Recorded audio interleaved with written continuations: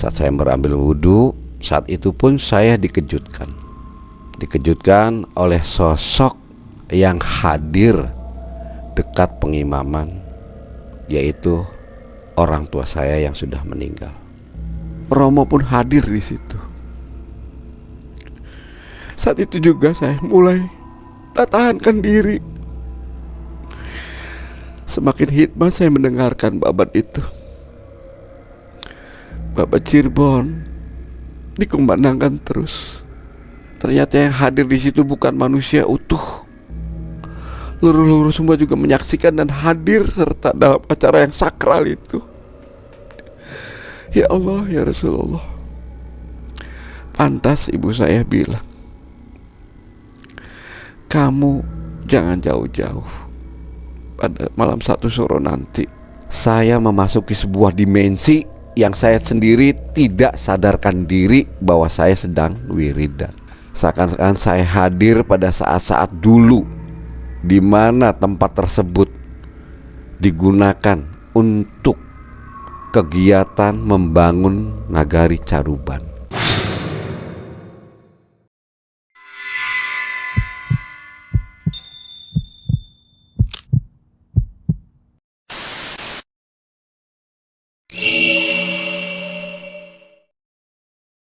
Assalamualaikum warahmatullahi wabarakatuh. Salam jumpa kembali Sobat Mengulas Malam dimanapun Anda berada, bersama saya Jampang. Pada video kali ini saya akan menceritakan tentang kejadian saya pribadi pada tahun 2015 yang lalu, tepatnya pada malam 1 Syuro. Seperti apakah kejadian yang saya alami dan bagaimanakah keterkejutan saya dalam suasana tersebut. Dan bagi Sobat Mengulas Malam yang baru bergabung di channel ini, saya harapkan subscribe-nya dan aktifkan tombol loncengnya agar tidak tertinggal dengan video-video saya selanjutnya. Baiklah, saya akan ceritakan pada video kali ini.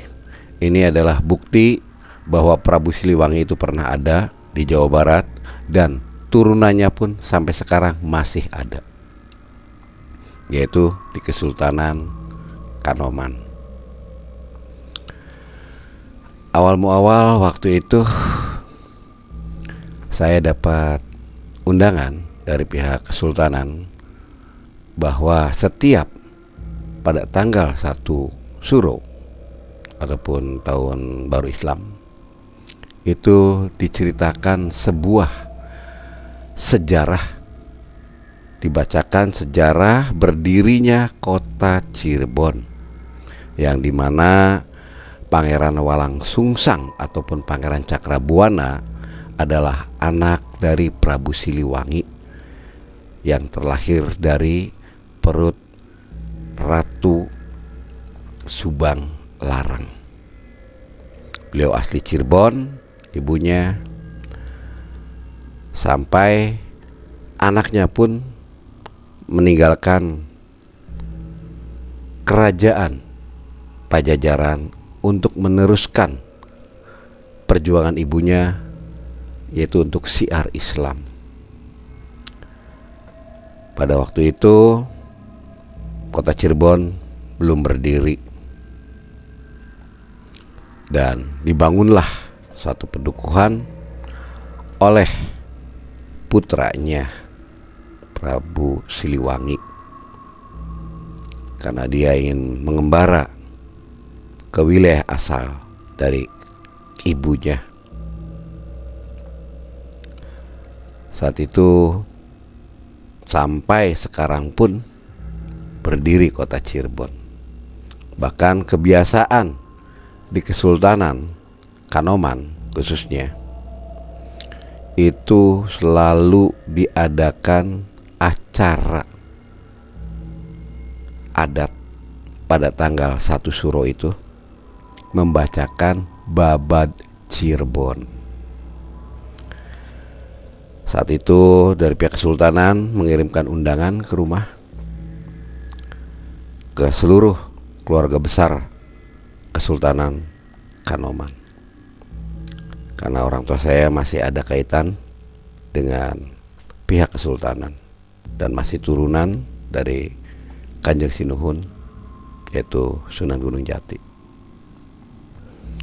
Saat itu tepatnya pada hari Selasa saya dapat undangan untuk menghadiri acara pembacaan Babad Cirebon di Gedung Jinem Kesultanan Kanoman yang bertepatan pada tanggal 1 Suro itu, waktu itu tanggal 15 bulan Oktober 2015, tepatnya hari Kamis Pahing. Saya dapat undangan dibaca total dari orang yang suruhan dari pihak kesultanan. Insya Allah saya akan hadir, sampaikan salam kepada Sultan Saladin. Yang ngirim undangan pun pulang bergegas. Tak terasa waktu berlalu. Saya dengan kesibukan saya biasa sehari-hari, kegiatan saya sehari-hari. Pas hari hanya saat itu, karena saya mewakili orang tua saya yang sudah almarhum, saya datang. Sebelum saya memasuki di Gedung Jinem untuk mendengarkan pembacaan Babad Cirebon, saya ambil air wudhu di Langgar Agung atau Langgar Dalam di Kesultanan Kanoman.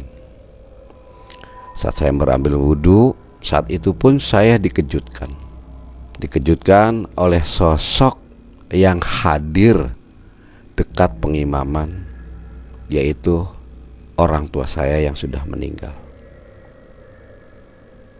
Saya terpaku memandangnya. Persis tidak ada yang dibuang. Wajahnya, tingginya, kebiasaan berpakaiannya, itu adalah orang tua saya, Romo. Tak terasa waktu itu air mata saya menetes melihat kehadiran orang tua saya udah yang meninggal.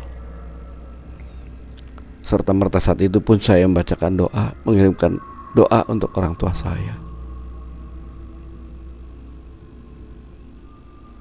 Saat itu ada teman datang menghampiri saya. "Kenapa, Pang?" Saya terkaget saat itu, terkejut. Pandangan pun buyar, kembali normal.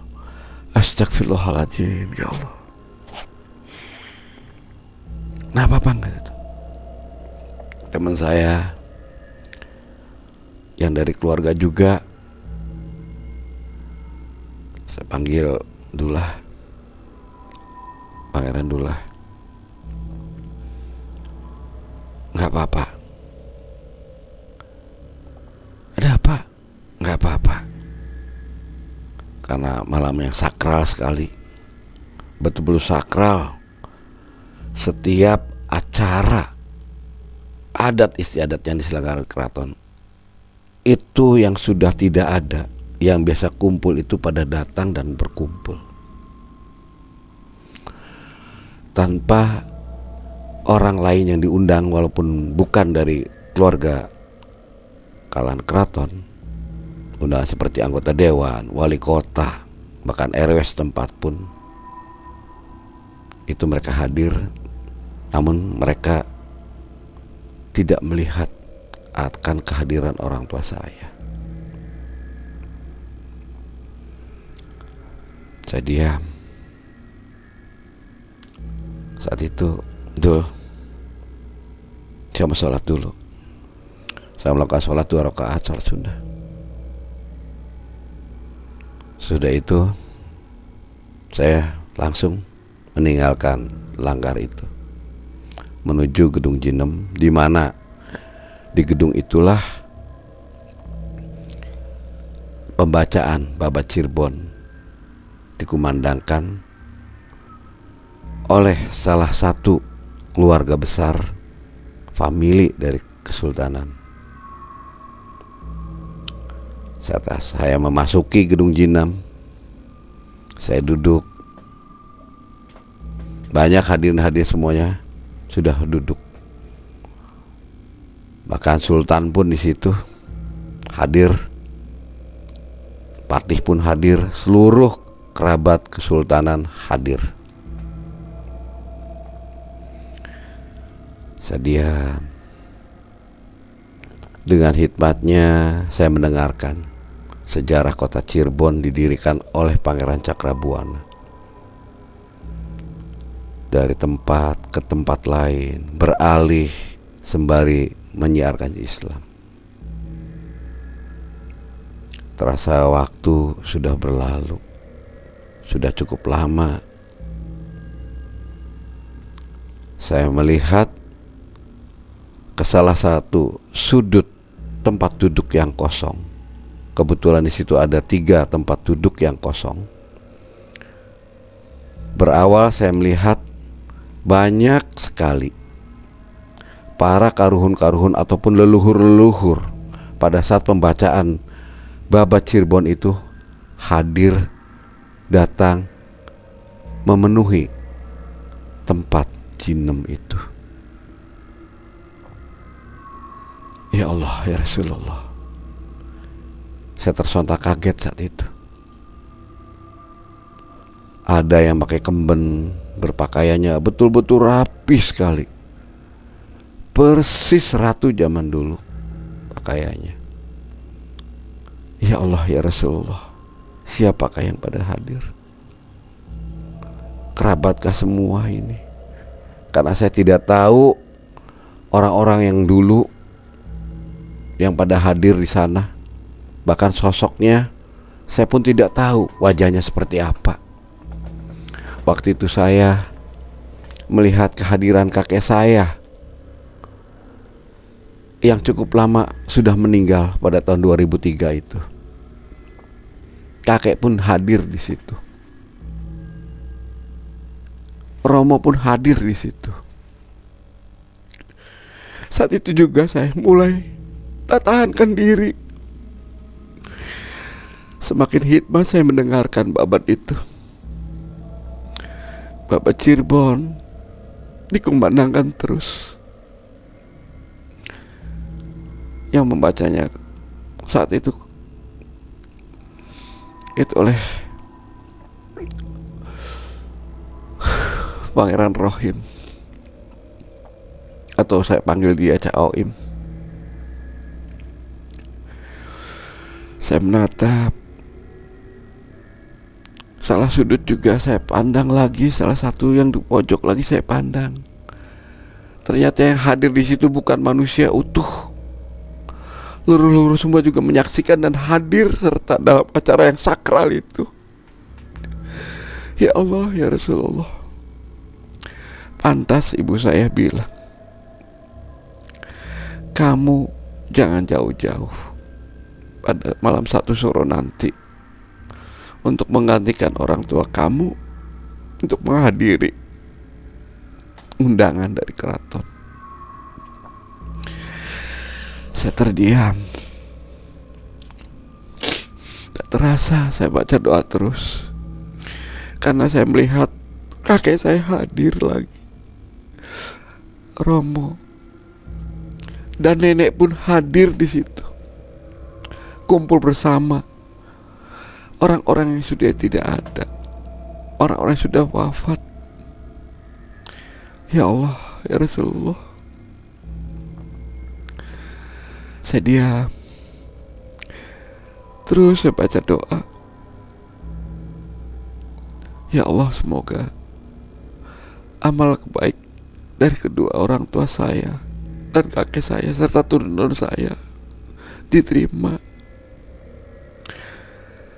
Saat ini mereka hadir menghormati tanah leluhur yang dimana sejarah Cirebon ini dikumandangkan. Waktu berlalu, saat itu ada salah satu teman dari anggota DPR sempat melihat saya menangis. Dia menghampiri saya. "Kenapa, Pang?" "Gak apa-apa, Mas. Terenyuh aja akan kesakralan betapa luhurnya, betapa sulitnya membangun kota ataupun membangun negara. Bahwa Cirebon dulu itu adalah satu negara. Sebelum NKRI berdiri, Cirebon adalah nagari Caruban yang terlepas dari Pajajaran. Di Cirebon inilah salah satu kesultanan Islam yang berdiri di Pulau Jawa. Saya terdiam. Acara pun sampai usai. Saya pun mengikuti alur daripada acara. Setelah bubar saya pun keluar, namun saya tidak langsung pulang. Saya mendatangi tempat awal pertama kali bangunan yang dibangun oleh Pangeran Cakrabuana, yaitu Witana. Awit-awit Kang Anak, atau asal muasal bangunan yang ada di kota Cirebon. Dari Gedung Jinem saya ke belakang. Tempatnya karena ada di komplek Kesultanan Kanoman, tepatnya di belakang Gedung Jinem. Saya ke sana. Saya berdoa untuk Pangeran Cakrabuana atau Pangeran Walangsungsang yang mendirikan kota Cirebon ini. Kakek Uyut, saya doakan semua. Acara saat berdoa seakan-akan saya memasuki sebuah dimensi yang saya sendiri tidak sadarkan diri bahwa saya sedang wiridan. Seakan-akan saya hadir pada saat-saat dulu di mana tempat tersebut digunakan untuk kegiatan membangun nagari Caruban sampai melawan pemerintahan Belanda untuk memerdekakan NKRI, untuk memerdekakan bahwa negara Caruban Nagari ini negari yang merdeka. Hiruk pikuk dari rakyat pembelaan dipimpin oleh keluarga besar. Bahkan sampai-sampai saya diberi satu wejangan. "Pang, ingat, kamu harus berpegang teguh kepada Anggayuwa Sira Maring Kaluhuran." Saya terdiam. Ya Allah, ya Rasulullah, astagfirullahaladzim. Nggih, Yai. Terus beliau pun berujar kembali. Ada suara tanpa rupa yang saya dengar. "Lebih baik kamu bersembunyi di tempat yang terang." Saya agak kebingungan, walaupun saya saat itu memasuki satu dimensi yang memang saya sendiri belum tahu keadaannya seperti apa. Namun terjadinya hiruk pikuk, pembelaan, pemberontakan dari warga Cirebon untuk melawan kolonial Belanda. Saat itu karena waktu sudah berlalu, tak terasa saya dihampiri dari salah satu keluarga kesultanan, menghampiri ke tempat di mana saya sedang berwirid, yaitu di Witana. "Assalamualaikum." Terus dia menepuk pundak saya Saya tersadarkan, saya langsung menjawab, "Waalaikumsalam warahmatullahi wabarakatuh." Saat itu juga saya agak kebingungan. Tadi saya ada di mana, sekarang ada di mana. Ya Allah, ya Rasulullah, Engkau yang maha tinggi, Engkau yang maha sempurna. Maafkan saya atas kelancangan saya. Semoga leluhur saya diampuni dari segala dosa-dosanya dengan perjuangannya mendirikan dan membela negara ini. Semoga dia ada di sisimu, termasuk orang-orang yang soleh dan yang berjihad membela kebenaran, berjihad atas ajaran. Setelah dia, teman saya yang tadi menyapa saya, "Ayo Pang, ngopi dulu," gitu. Ayo. Sembari agak kebingungan karena kejadian yang betul-betul saya rasakan tuh betul-betul bingung secara di luar nalar. Saya beranjak ke depan untuk ambil kopi. Saya tutup kumpul dengan keluarga yang lain, keluarga besar pada kumpul. Sultan pun tidur istirahat. Karena waktu subuh mau mendekati, masuknya waktu subuh, saya berpamitan untuk pulang. Biar saya sholat subuh di rumah. Saat pamitan saya kepada keluarga besar yang ada di Keraton Kesultanan Kanoman, saya agak ditahan, jangan pulang dulu, biar subuh bareng-bareng di sini. Waduh, ini gimana? Ya udahlah, daripada saya menolak, takut tersinggung, saya turutin. Subuh pun masuk waktunya untuk menjalankan ibadah salat subuh. Kebetulan di Masjid Agung Kanoman terdengar kumandang azan subuh. Kami semua berduyun-duyun mendatangi tajuk agung atau tajuk dalam.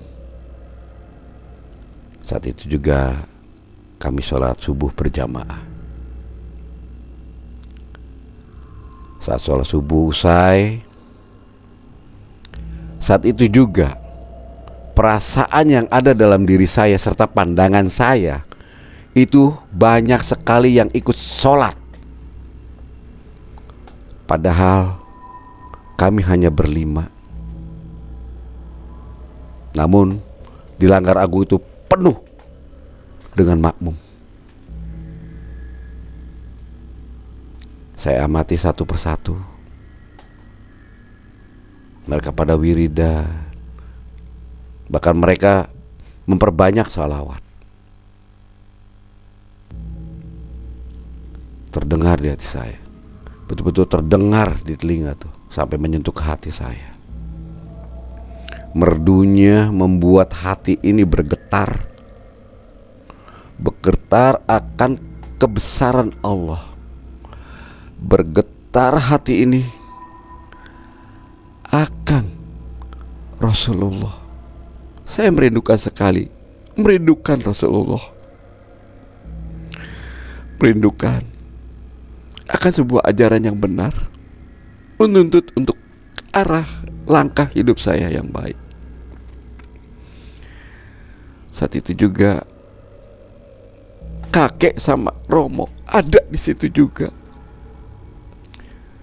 Ya Allah, ya Rasulullah, apakah ini Engkau mempertemukanku dengan orang-orang tuaku, dengan leluhurku yang sudah tiada? Tanpa disadari, tanpa dirasa saat itu air mata pun menetes. Saya mengingatkan akan keadaan diri saya. Bakalnya saya pun akan meninggal dunia. Karena setiap makhluk yang hidup pasti akan meninggal. Ya Allah, ya Rasulullah. Wiridan pun saya lanjut sampai tak terasa waktu pun berlalu. Tahu-tahu lihat di jam dinding sudah menunjukkan jam 7 pagi.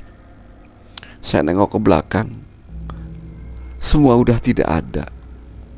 Kembali hanya saya bersama imam dan 3 teman yang lainnya yang ikut sholat di situ. Sedih.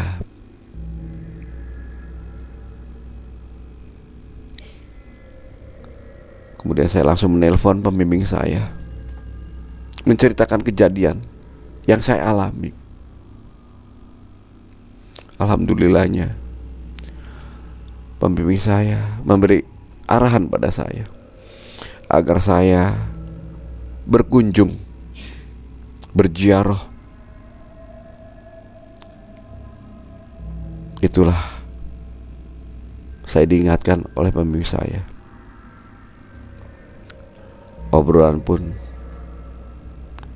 usai saya bersama pembimbing saya akhiri karena saya diingatkan oleh pembimbing saya untuk berziarah kepada makam orang tua saya dan kakek saya serta keluarga-keluarga saya yang tadi hadir. Maka saat itu juga saya pagi ini berangkat ke komplek pemakaman di Sunan Gunung Jati, tepatnya di Gunung Sembung. Waktu itu saya menghampiri tukang kembang di Kanoman, di pasar Kanoman itu, tepatnya ada di Winaon. Saya membeli beberapa kantong kembang yang dimana untuk berziarah. Selepas itu saya berangkat langsung menuju di mana orang tua saya dimakamkan, kakek saya, nenek saya, bahkan yai-yai saya yang ada di situ pun, keluarga besar saya, semuanya saya datangin. Saya nyekar dan kirim doa. Khawatir ada apa-apa. Saya terdiam. Waktu berlalu kurang lebih sampai jam 10. Saya meninggalkan komplek pemakaman Sunan Gunung Jati, di Gunung Jati itu, tepatnya di komplek Gunung Sembung. Setibanya saya di rumah kurang lebih setengah 11. Saya sarapan. Saya menceritakan pada orang tua saya, kepada ibu saya, kejadian yang saya alami. Ibu saya pun menangis terharu. Serta-merta saat itu ibu pun memberi doa kepada ayah saya, kakek saya, serta kerabat-kerabat lainnya. Alhamdulillah, kamu masih bisa dipertemukan walaupun di alam berbeda. Saya bersyukur sekali kamu sudah nyekar. Iya mah, saya juga bakalnya meninggal mah. Namun saya tidak mau dimakamkan di sana, di makam keluarga saja. Iya, mama juga mau dimakamkan di tanah keluarga saja. Biar di sana masih banyak keluarga besar kita yang membutuhkan. Iya mah. Saat itu pun saya pamitan sama orang tua saya, sama ibu saya. Mau kemana, Pak? Mau ke pesantren, Pak. Ingin meminta bimbingan kepada pembimbing agar langkah-langkah saya jangan sampai salah. Saat itu pun saya berangkat ke pondok pesantren, tepatnya di Cibogo, di wilayah selatan kota Cirebon, di kecamatan Harjamukti tepatnya, di mana beliau juga masih kerabat keluarga besar Juriah dari Sunan Gunung Jati. saya datang ke sana. Saya meminta wejangan-wejangan dan arahan-arahan. Saat itu pun sholat duhur sudah harus kita lakukan, karena tepat sholat duhur saya bersama pembimbing bersolat berjamaah. Usai sholat duhur kami pun kebiasaan semuanya itu yang ada di sana, yaitu untuk makan siang. Selepas daripada makan siang, pembimbing saya itu memberikan arahan-arahan lagi pada diri saya. Bahkan saya dianjurkan sama beliau, Bang, jolang ataupun paso yang biasa kamu tempatkan di depan rumah, di halaman itu, airnya jangan sampai kering. Kalau kering, kamu harus isi lagi biar penuh. Anggaplah itu amal yang kamu lakukan untuk memberi minum makhluk Allah, entah itu kucing, entah itu tikus, entah apa. Namun yang perlu kamu ingat, apabila namanya tempayan itu ataupun paso airnya sudah kering, cepat-cepat kamu penuhi lagi. Nanti kamu akan tahu. Yay. Sampai ngobrol tak terasa, canda-canda seperti biasanya. Bahkan saya diberi tugas lagi sama beliau, suruh menjalankan surat Al-Ikhlas secapeknya sampai 41 hari. Nanti kamu akan rasakan, Bang. Namun janganlah dibuat satu pegangan, walaupun ini ayat suci. Berpegang teguhlah sama Allah. Jangan mempercayakan sesuatu hal hanya kepada Allah saja kita percayanya. Ya. Saat itu saya pamitan karena sudah sholat asar di sana. Datang kurang lebihnya 4:30 di rumah. Saya segera ngontrol kendi tersebut, tempayan itu ataupun paso, tempat air di mana biasa saya mengisi air. Saya kontrol ke pekarangan rumah, ternyata masih ada. Airnya sudah tinggal setengah. Saya ambil air ke dalam untuk diisi kembali, dipenuhi. Tak terasa waktu berlalu, maghrib pun tiba. Saya sholat maghrib di rumah. Wiridan pun saya jalankan secapeknya sampai masuknya sholat isya. Saya berhenti dulu lakukan sholat isya. Selepas sholat isya saya wiridin kembali surat Al-Ikhlas itu.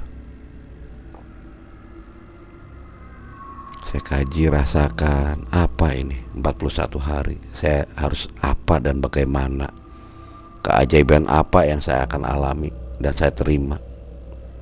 Hanya patokannya kamu jangan berpegang teguh kepada yang lain-lain, hanya kepada Allah dengan ikhlas. Karena surat Al-Ikhlas itu tidak ada kata-kata ikhlas di dalamnya. Beda dengan surat-surat yang lainnya. Di sini kamu dituntut untuk melakukan sebuah keikhlasan yang betul-betul ikhlas. Ikhlas kamu harus menghormati orang tua kamu, mengabdi pada orang tua kamu, khususnya pada ibu kamu yang telah melahirkan kamu. Karena kamu punya hutang nyawa. Kalau di toko ada nyawa, gampang kita bisa beli. Namun nyawa tidak ada di toko. Perjuangan ibu kamu seperti apa capeknya sampai kamu besar dan sampai kamu berumah tangga. Anak kamu juga disayangi sama mama kamu. Begitu besarnya kasih sayang orang tua kamu. Saya ingat kata-kata daripada pembimbing saya itu. Saya terus Tak terasa berjalannya waktu, entah hitungan keberapa, saya sendiri tidak pernah mau menghitung karena dianjurkan jangan menghitung secapainya. Kaki dan pantat semuanya itu kerasa sudah tidak memiliki rasa. Semuanya kayak kram dan kejang, panas, sehingga saya memberhentikan untuk melanjutkan. Gampang diulang lagi. Setelah saya berhenti, saya lihat jam di dinding rumah. Ternyata sudah jam 11 malam. Astagfirullahaladzim, pantas aja. Karena agak lelah, saya buat kopi dari rokok. Saya mencoba duduk di beranda rumah, dari ngopi. Tiba-tiba saya dikejutkan ada sosok kucing hitam yang sedang minum di tempat bakso itu. Dengan sonar mata yang kuning menyala kencang, betul-betul tajam sekali. Namun yang anehnya, kehadiran kucing itu berbau pandan, wangi sekali. Siapa ini yang datang? Ya Allah, ya Rasulullah. Saya diamkan, melihat, tak amati. Saat kucing itu memandang saya, saat itu juga saya luluh, lemas, tak berdaya. Tahu-tahu kucing itu berubah tinggi seperti harimau. Harimau hitam. Ya Allah, ya Rasulullah. Kalau memang ini nasib saya harus mati di tanganmu, saya ikhlas karena Allah Subhanahu wa ta'ala. Tapi saya tidak memiliki kesalahan padamu. Justru saya memberikan penghormatan padamu. Kamu telah meminum air yang saya sediakan. Saya pun senang sekali bisa beramal. Ya Allah, walaupun hanya air, hanya sedekah air. Ya Allah, saya langsung bersalawat. Tak lama kucing itu berubah kembali. Yang tadinya besar bagaikan macan mengecil kembali. Namun aroma wangi pandanya betul-betul menyelimuti semuanya. Sampai-sampai saya pun tak lupa akan wangi tersebut. Sampai sekarang pun saya tidak akan lupa. Saat kucing itu pergi berlalu meninggalkan saya, dari dalam suara orang tua saya memanggil saya. Bang. Ternyata mama saya memanggil. Dalam mah. Saya masuk ke dalam, nemuin orang tua saya. Ya Allah, ya Rasulullah. Ada apa, Bang? Saya menceritakan kepada orang tua saya. Tadi saya di depan sedang ngopi, selepasnya capeknya wirid. Saya penuh ikhlas apapun yang terjadi. Saya ikhlas sedekah.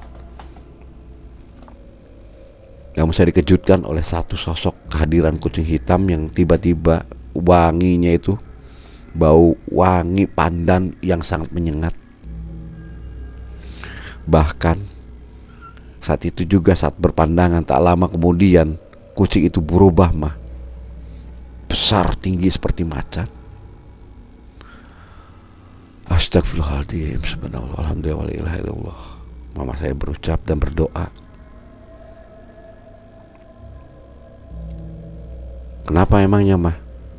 Alhamdulillah, Ki Bawuk datang Pang menengok, berkunjung. Ki Bawuk, iya, berkunjung.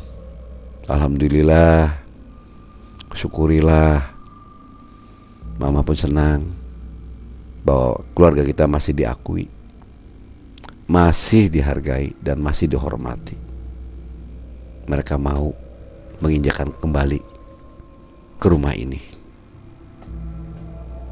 Apa lantaran saya karena hadir pada malam 1 Suro waktu pembacaan Babat Cirebon di keraton itu mah?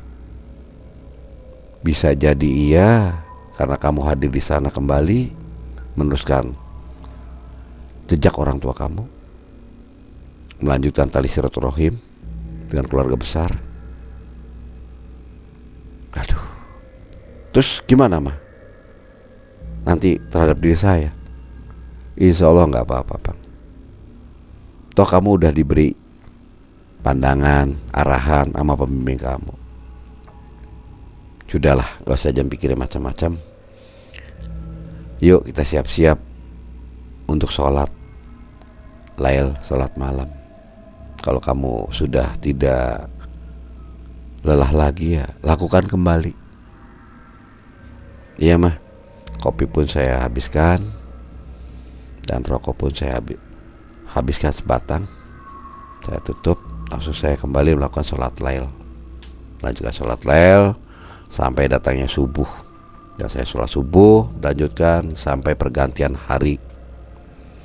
Saat itu juga badan terasa ringan, pikiran terasa cerah. Yang ada di hati ini tidak ada memiliki sudon ataupun pikiran jahat ataupun pikiran memfitnah seseorang. Berprasangka buruk pada orang lain pun saya sudah tidak mau. Saat itu mulai dibukakan pintu hati saya, dibukakan semua aib-aib saya. Saat setiap mau tidur terbayang perbuatan saya yang tidak-tidak, yang sudah banyak melanggar aturan agama. Saya pun menetes air mata. Betapa ngeri dan betapa kejinya saya, betapa hinanya saya. Saat itu juga saya melakukan sholat taubat, meminta ampunan pada Allah, taubat yang betul-betul taubat. Hari demi hari saya lakukan terus, sampai menemukan bagaimana saya harus melangkah dan menata hidup saya, yang dari keterpurukan sampai membenahi diri. Betapa besarnya manfaat silaturahmi, betapa besarnya manfaat dari sholawat. Saat itu pun mama saya selalu mengingatkan saya, kalau bisa sholatlah tepat waktu. Kamu tidak perlu menunjukkan sholat kamu kepada siapapun, karena sholat itu adalah privasi kamu sama Allah. Iya mah, apa yang mama ajarkan, apa yang mama tuturkan pada saya pun saya akan lakukan. Bahkan saya terima kasih sekali sama mama dan nenek khususnya, yang sangat sayang sama saya sama kakek, yang banyak sudah mewariskan pada saya ilmu-ilmu yang bermanfaat. Iya Bang, semoga kamu kedepannya dalam kehidupan kamu akan rubah. Amin mah. Setiap saya mau pergi kemanapun, saat itu saya selalu minta doa kepada ibu, karena saya sadar surganya saya di alam dunia itu ada di telapak kaki ibu. Dan doa ibulah, restu ibulah sama aja dan restunya Allah. Doa ibulah doa yang cepat dikabulkan, bisa tersampaikan, munajatnya cepat, karena dibantu dengan salawat, meminta kepada Rasulullah agar dimudahkan dan disampaikan doanya agar cepat tersampaikan. Banyak masalah-masalah yang dulunya rumit untuk dipecahkan dan diselesaikan, alhamdulillah step by step, masalah demi masalah yang saya hadapi sudah bisa terlalui dengan baik sampai sekarang, alhamdulillah. Itulah sobat mengulas malam dimanapun Anda berada. Pada video kali ini betapa keramatnya malam satu syuro itu, dan betapa dahsyatnya salawat itu, serta betapa tingginya silaturahmi ini. Manfaat yang saya rasakan dengan sebuah keikhlasan yang ada di sholawat, di surat Al-Ikhlas. Ya Allah, ya Rasulullah, kepada sobat Mengulas Malam, saya mohon ambil hikmah dan ambil yang baiknya dari cerita dan pengalaman saya pribadi.